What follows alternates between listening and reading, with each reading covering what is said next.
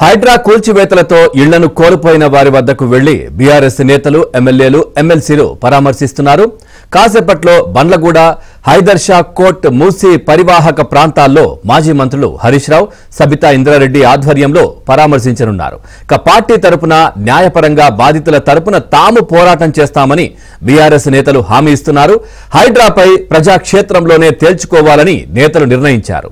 ఇదిలా ఉంటే viral fever కారణంగా ఎమ్మెల్యేల పర్యటనకు కేటీఆర్ దూరంగా ఉన్నారు.